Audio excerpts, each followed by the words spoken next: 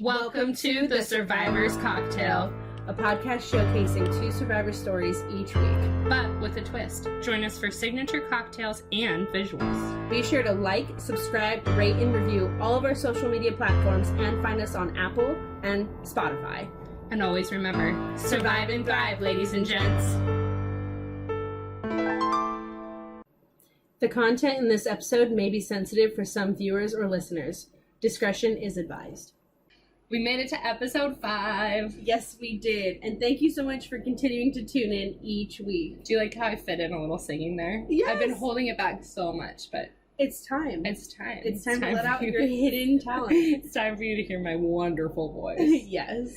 So if you guys haven't already, maybe pause, go get those ingredients for the bevy. I don't know. Yes. It's really good. If you don't have your drink, Super tasty. go get your drink now. The cocktail, the mocktail, both of them are super good. So let's give a cheers to this week's survivors. Cheers. So my cheers this week is for Catherine Hyacinth Thrash, That's such a cool middle name. isn't it? And she goes by Hyacinth Thrash. Cool.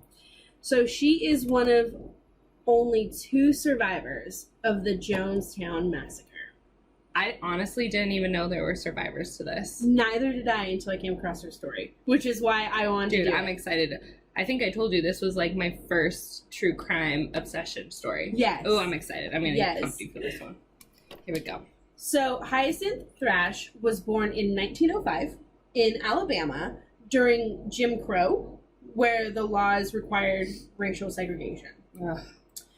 So she lived in Alabama until she was 13 years old, and during that point in time, according to, and I'm sorry if I pronounced this incorrectly, but Tuskegee Institute, there were 17 people lynched in the state over that span of time.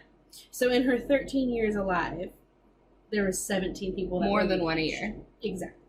Ugh. So as a young woman in the 1920s, she moved with her family to Indianapolis. And although Indianapolis was still segregated, it was much less violent, except for a period of time where the Ku Klux Klan was present within the city. So Reverend Jim Jones Ugh. was politically progressive and fair-minded early on, and he was eventually the founder of Jonestown. But early on in his political career, essentially, he advocated for racial equality, integration, and even though it was extremely uncommon for a Caucasian man in the 1950s to be so open-minded to integration, he still advocated for it openly, which was very rare. So early on, I guess, he was in the appearance of being somewhat a decent guy. Doing a real Hitler. Exactly. Mhm. Exactly. He had his church, which was the People's Temple, and he hosted what he called miracle healing services at his church, where he claimed to restore people's hearing, restore their sight, cure them of ailments like cancer. You know, he was healing people. And he was advertising these Of course services. he was. Of Yes. course he was. And he was trying to appeal to lower income individuals as well, because he also regularly assisted lower income individuals, including African American individuals, which was again frowned upon in that time frame. So in 1965, Thrash and her sister ended up joining his church, and being lifelong Baptists, they truly believed in his work that he was doing. And so they became members of the People's Church. Look how cute she is. She is adorable. Adorable. Yeah. So she recalls the work that they did as being something she could be proud of. They helped people in need. They were open and kind. Again, continued to advocate for integration and racial equality. So it was very easy for her and her sister to just join this church and become believers of Jim Jones. So much so that she sold her home for $35,000 and gave it all to Jones. Well, that's what? so many people did, right? Absolutely. Yeah. Absolutely. So her and her sister become involved with the church. They become followers of Jones, and they eventually moved to California when he relocated his church there. Was it San Francisco area or? I believe so. Right? I believe so. It was the Bay Area. Okay. And then they moved to Guyana in South America, right, where he later established Jonestown. Right. So they went with him and were among the first to go in. But what's so interesting about her story is she's not one of the, I guess you could say, like, Commonwealth. She is a humble individual within this church who lives a humble life with her sister. She's not somebody who made any decisions for Jonestown. She just came in as a member of Jonestown. So she had such a different experience than people who were making the rules and building Jonestown. Right. So to her, she was just living this humble life, pursuing the good of others and to do good. So by this time, though, when they all relocated to Jonestown, the church started to become more like a cult rather than an actual church. And Reverend Jim Jones became more and more drug addicted and paranoid. So as he struggled with his own demons of addiction, it just exacerbated his paranoia and his insanity. And it started to spin the church in an extremely volatile direction. Plus, like, his power. That's never a good mixture with all of that. Exactly. Power and money. And now he's essentially got his own homestead where by the end of everything, they had over 900 members. I mean, that is a small town of people. That is a town. Right. So Thrash, during this point, when he became paranoid, he started to think that people were out to get them and that they would be in danger one day. I mean, he went through those normal stages of paranoia from drug addiction and drug use. But Thrash also recalls that she started to suspect he was purposely starving elderly people because she was in the elderly group essentially by this point. They weren't being given the same sustenance as other people. So it's almost as if he was starving off the weak. So Jones's wife, Marceline, who Thrash actually became really fond of, she also reportedly grew tired of her own husband because everyone said that she was a soft woman who was victimized by him. Ugh. And it's actually said that Marceline attempted to kill Jones shortly before the massacre occurred. He just checks all the boxes, doesn't he? Every single box. He also taught odd views of sexuality. Where oh my God, yeah, I remember that. Yes, he claimed to be the only heterosexual person in the world and said that all people are homosexuals and that the people who follow him and are part of the church have to be open to that homosexuality, otherwise they're not going with the church. And he just had these skewed views and these very sick views of sexuality that he was also teaching. And mind you, there was like almost 100 children that made up a part of that 900 plus people. Right. So who knows where the children were involved in all this. Don't want to know. So people started to grow weary of the conditions. They started to grow weary of him in general because he started to become so paranoid that it became obvious that he may be unstable. He's fucking crazy. And yes, and that everything that they believed in may not actually be the truth. So on November 18th, 1978, after Jones began to realize that people were becoming weary of him, becoming increasingly unhappy, conspiring to leave, and then also at the same time, a politician who had come to visit and inspect it was killed at the air runway. He went into full-blown mass murder, suicide mode. He decided that it was time for 900 plus of his followers, including all of the women and children, needed to commit mass suicide, and they were going to do so by mixing in a cocktail of drugs into Flavor Aid so they could all drink it and give it to their children. which is actually where the term drinking that Kool-Aid comes from. Yep. Although it is actually very prominently stated, which I think is funny. It's prominently stated it was Flavor-Aid, not Kool-Aid. The Kool-Aid guy was like, I had nothing to do with that There's shit. no, oh yeah, here. He's like, oh no, No, that was Flavor-Aid. So, I've never heard of Flavor-Aid. I feel like if I saw it, it would probably look just like Kool-Aid. It's like the dollar store Kool-Aid. That's what I'm assuming. But it was, I think it's funny, it was extremely important that everyone specify it was Flavor-Aid, not Kool-Aid. Wasn't Kool-Aid. However, the saying is, drink that Kool-Aid, or have that Kool-Aid. Kool-Aid had a really good PR person who jumped on this. Spin this, guys. Yeah, they're like, nope. Spin this away, please. Yep. So he instructed individuals to do this, and I think the most fucked up part is that he recorded 44 minutes and 30 seconds of his insane ramblings, and then you hear sounds of people's struggles, including children. And this audio is available. I went back and forth whether I wanted to include it, and I decided not to. That's because it's rough audio. I personally have a child. You have children. I don't think that it's something that I would want to stumble upon. It's one of those that you just don't know how other people are going to take it. And exactly. Obviously, it's out there if you guys are interested in it. Yes, it is out there. If you want to hear it, you can find it. It's everywhere, and people have I've seen it in that documentary I watched. Yeah. So he did record that, and he just went on and on and on, just these insane paranoid ramblings. But then at a certain point during the mass suicide, it became mass murder. Yeah. And there were gunshots.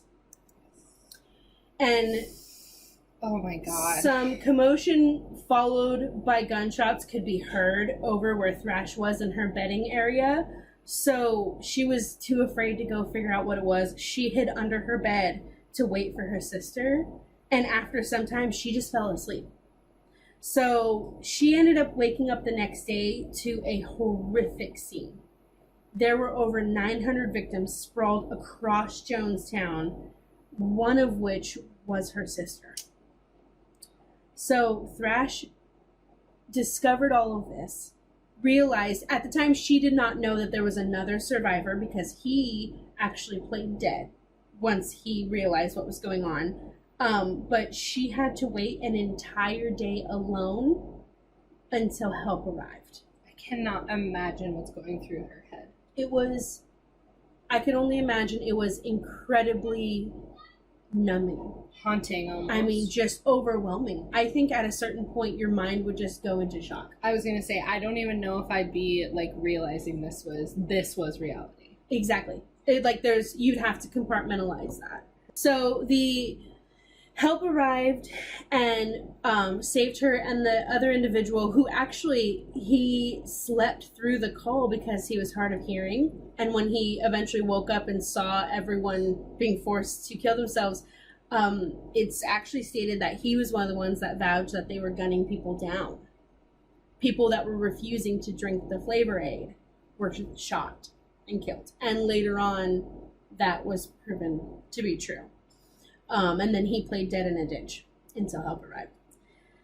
So Thrash was saved and returned to Indianapolis in 1982. And she authored a book about her life and about Jonestown, titled as her most famous quote, "I was the onlyest one alive," which was used by her to describe her thoughts when she awoke following the massacre. And she, in 1995, at the age of 93, she passed away peacefully, having lived a very long and eventful life. Wow. She made it to 93. She made it all the way to 93 and was one of only 2 survivors of the Jonestown Massacre. And sorry, go ahead. She lived to tell a tale of living during a time of segregation, of being a descendant of slaves, and then going on to live longer than Jim Jones. I just can't, I honestly had no idea there were any survivors. Yeah, I did not know either when I stumbled upon it. That's why I had to do it. You had to do it. That's amazing. It's amazing. Great job. That was cool. Thank you. And I got a lot of my information, just to cite it all, from Chicago Tribune, findagrave.com, jonestown.sdsu.edu, Digital Jonestown Library, as well as a really well-written article by Sylvia Marciniak in the Jonestown Report. So, yeah. Cheers to Thrash. Cheers to Thrash. So, I do want to say a couple of things real quick before I get into my story. This one is tough.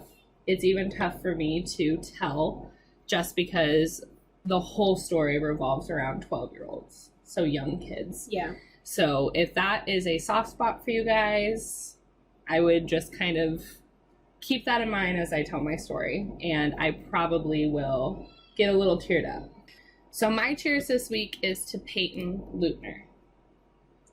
On May 30th, 2014, 3 friends from school, Peyton, Morgan, and Anissa, were celebrating Morgan's birthday at Skateland and then a sleepover at Morgan's house. This was something that Peyton had been looking forward to weeks, but she didn't know the sinister plan that had been taking place since December. Oh my goodness. So keep that in mind. It's May. This whole plan for what happens to Peyton has been started since December. Half a year. Half a year. So while Peyton and Morgan had been friends since 4th grade, Anissa and Morgan had just met that year in 6th grade class. And Morgan is a little bit socially awkward. She has a hard time connecting with people. And same with Anissa. She's has interests that don't really match other people and also is getting bullied in school. So they kind of quickly connect by shared interests, and their number one is Slender Man. So if you don't know what Slender Man is, it is basically the equivalent to Boogeyman, but for the internet generation. Okay. So he first appeared on the internet in 2009, and what's weird about this is he appeared not as an urban legend, but he became that. He actually appeared because he was a guy by the name of Victor Surge. That was his screen name. His real name was Eric something. He created him as like a Photoshop contest. So the contest was for you to Photoshop something to make it look real. So he did 2 pictures. If you're looking at the visuals, this is one of the pictures that he created, but it quickly got brought out onto this urban legend. So the urban legend is that as a kid, he would stalk you. You would know he's stalking you if he were in your dreams, if you saw him in your dreams. And basically, you had the choice to either go with him or he would kill you and your family. Jeez. Now, here's the whoever fucking did this, here's the fucked up. You show a kid a scary thing, it's going to be in their dreams. Absolutely. If this were true, Chucky would be trying to kill me right now. Because as a kid, for like months, that's what I saw. Freddy Krueger for me. When my brothers let me watch that fucking movie. Yes, that's how it was for Freddy Krueger for me. So, again, this is just... It's kind of like that Momo thing that just happened. I think it was Momo. Yes, you're right. Yep. Momo. That it's like a special effects guy made that for some special effect thing, but then someone takes it and makes it this hideous, scary thing to kids. And with the internet, which is, as a parent, really hard to monitor. I mean, I check my kids' like browsing and YouTube like history regularly, but still, it's a very hard thing to monitor, but you also can't keep them from it, because as soon as they're with a friend or something, they have access. I mean, it's everywhere. So this is, the Slender Man urban legend. Well, Morgan and Anissa completely 100% in their being believed that Slender Man was real. They wanted to prove their loyalty to him. They wanted to be proxies or like servants, and they wanted to prove that he was real. And they wanted to prevent their families from harm. But in order to do all this, they believed that they had to kill someone. I'm going to repeat, they're 12-year-old girls. They believed that they had to kill someone. And once they killed someone, they could become his servants, and they could go live in his mansion, which they believed to be located in Nicollet National Forest. Now, Nicollet National Forest is actually it's a 4-hour drive from where they live. So while it's kind of close, it's also quite a distance. Just something to have in the back of your head here.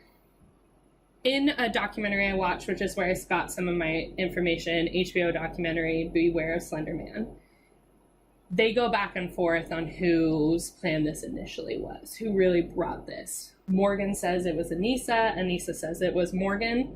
So it's kind of unclear who brought this, but I think the thing to remember is this is their reality now. Mm-hmm. This is what they believe to be true. So somehow they decided that Peyton was going to be the person that they killed. Oh my gosh. And again, Peyton and Morgan have been friends. They've known each other since kindergarten, been friends since 4th grade. Which at 12 years old, that's your whole life. Whole life. And again, Morgan had trouble making friends. So she, her dad later on says, like, she cared about her. We cared about her. And he's just in total shock of what happens next. So their initial plan was to actually kill her at the sleepover. So that is terrifying. Because I remember as a kid being scared of going to sleep at people's houses. I was always the last one. Yes. And you never know what you're really scared of. You're just scared that something will happen. It's unfamiliar. As kids, we're kind of like in our structure, our normal, and we're very comfortable in that mm-hmm. space. And while we want to go out, it's still, when we do, kind of a scary thing. Yeah. But I don't know if this was much different for her, because they've been friends for so long, she's probably slept over there before. Exactly. Oh my goodness. But what they were going to do is they were going to wait till she was asleep. They were going to kill her, and then they were going to go off to the Nicollet National Forest. Walk. It's a 4-hour drive. So again, the girl's sense of reality and everything it's whack. They don't understand. They have no idea. Yeah. But Morgan's actually the one who says, I want to give her one more morning. Oh my. Not, okay, let's maybe not kill her. I want to give her one more morning. So they wake up, they have a breakfast. The mom says it's like donuts and strawberries. Obviously, they're still kind of celebrating her birthday. And then the girls ask to go to a nearby park. The mom says, sure, that's fine. But before leaving the house, Morgan grabs a kitchen knife and hides it under her winter coat. Oh my goodness. Isn't this? This is so premeditated and just so disconnected from reality. It's amazing that these are 12-year-old girls. 12-year-old girls. So they get to the park, and they all go into this.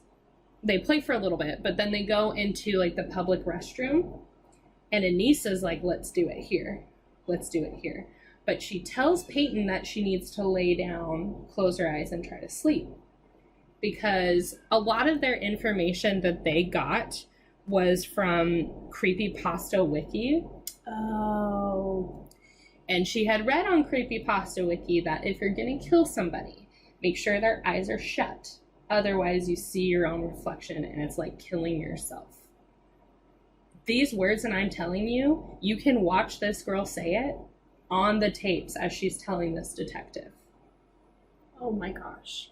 Obviously, Peyton was like, what the fuck are you talking about? She didn't say that. She's 12 years old. But I'm not going to sleep here. So then they talk her into going and playing hide and seek in the forest. This is where it gets very hard. So when they go into the woods, they immediately pin her to the ground. But at this point, Morgan and Anissa are not fighting over, neither of them want to actually do the act. So they're kind of like, no, you do it, no, you do it, you do it. But then Anissa finally hands the knife to Morgan, and she says, go ballistic, go crazy. But then she walks away, turns her back because she can't watch, and she screams, now. At this point, Morgan is saying odd things like, don't be scared, I'm a little kitty cat, like weird shit. But then she leans into Peyton's ear and says, I'm so sorry.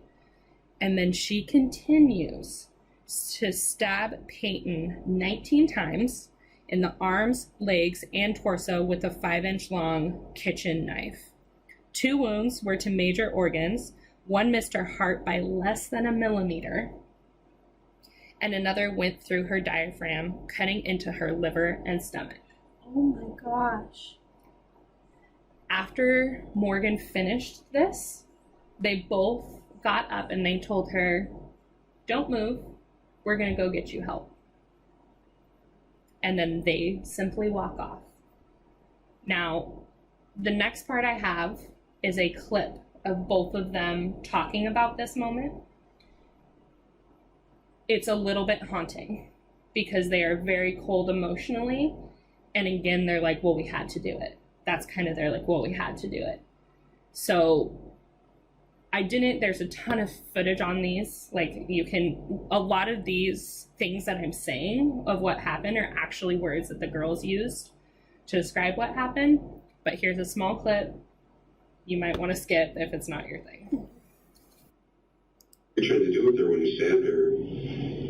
Kill her. Tried to get up. She said that she couldn't walk and that she couldn't breathe. Did you tell her you were going to go get help? Mm-hmm. Did you want to actually get her help?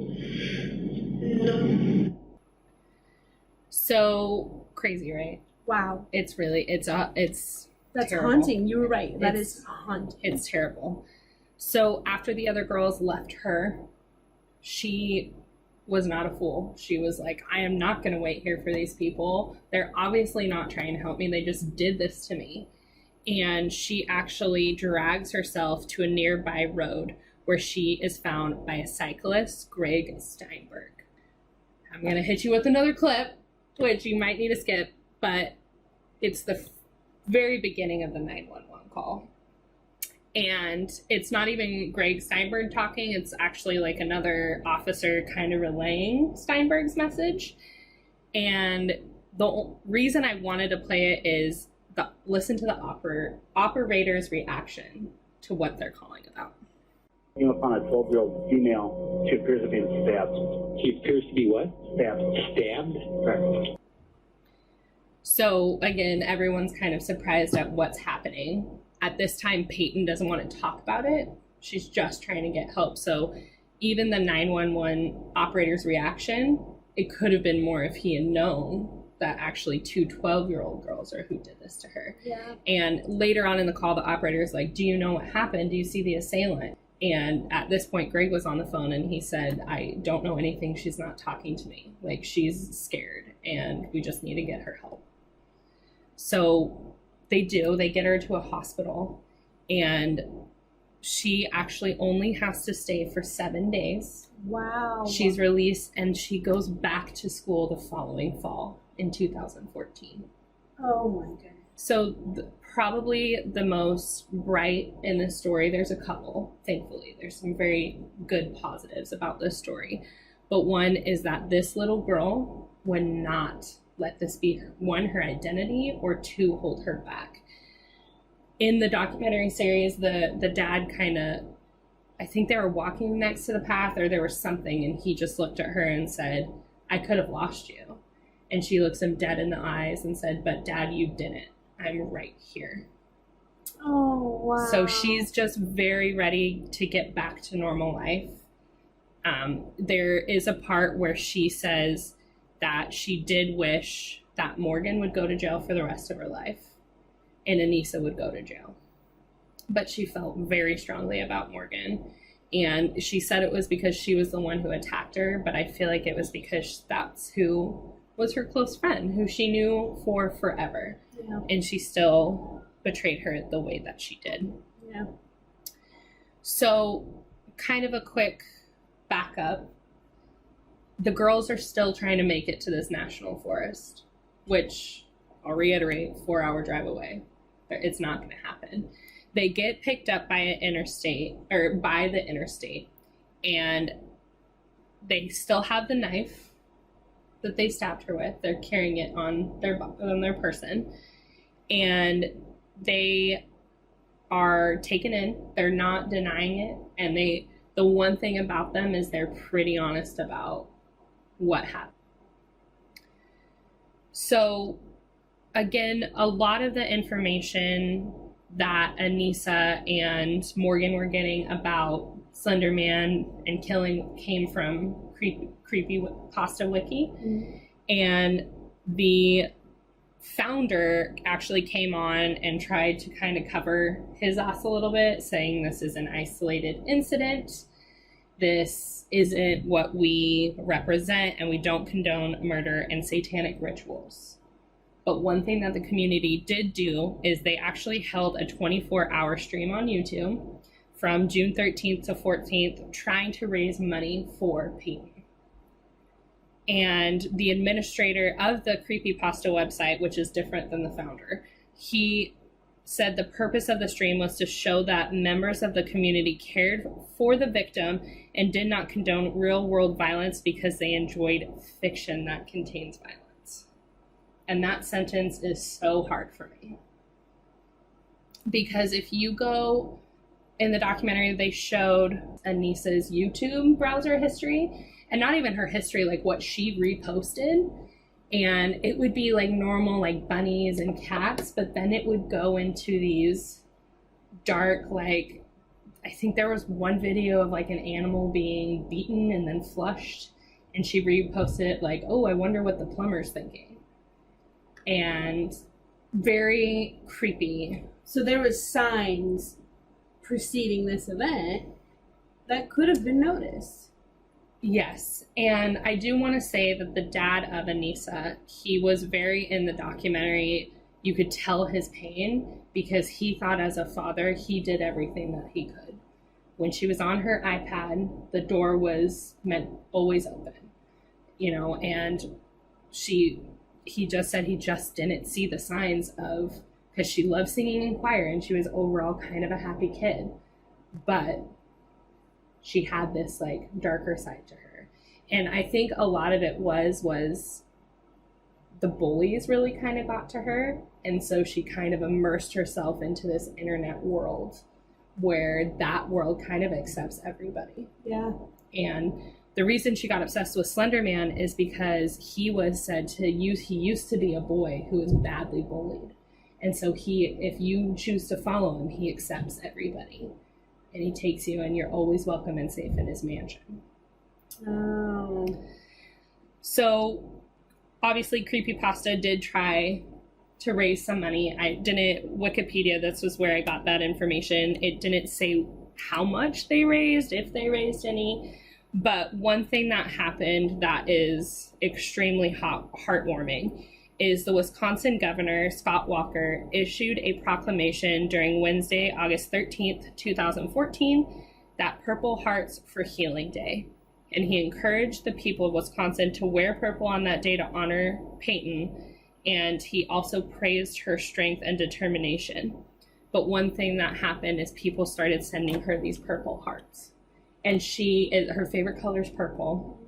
And they said things like, just really positive. We're behind you. We love you. We care about you. We're so sorry this happened.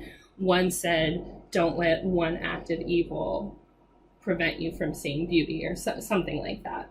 And she had a few of them posted on her wall, but her mom had said that's just a fraction. There's thousands of these. Oh, wow. So again, kind of, while this evil did happen, she had an outpour of caring, loving people. And I truthfully believed it helped her. Yeah. Because she said, okay, bad things can happen, but also really amazing people she didn't even know.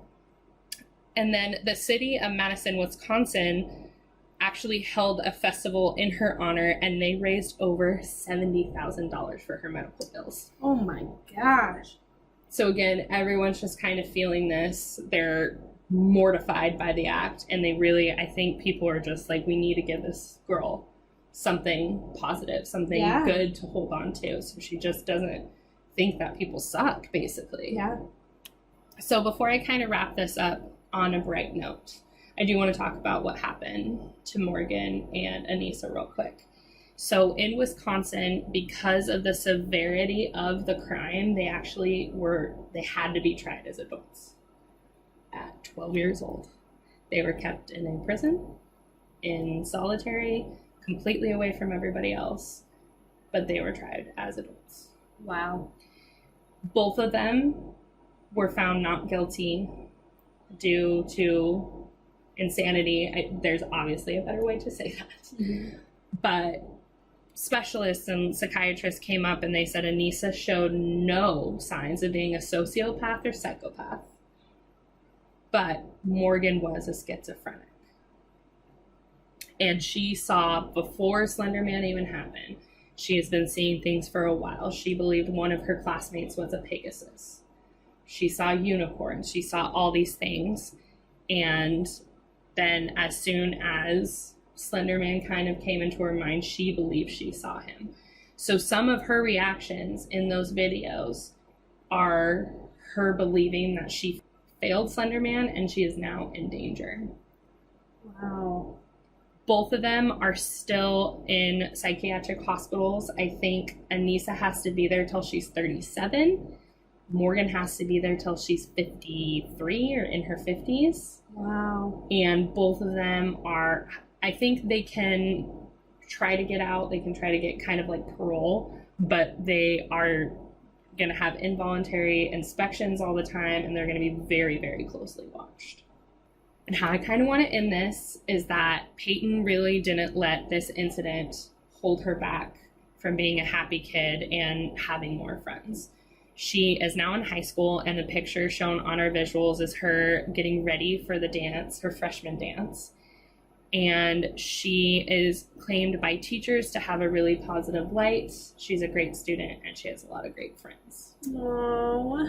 So that is the crazy story of Little Miss Peyton. What a survivor. Total survivor. Thank you for tuning into this week's episode of the Survivor's Cocktail Frenemies. Be sure to find us on Stitcher, Apple Podcasts, and Spotify, as well as like our Facebook, Instagram, and all your favorite social media sites. And always remember, survive and thrive, ladies and gents.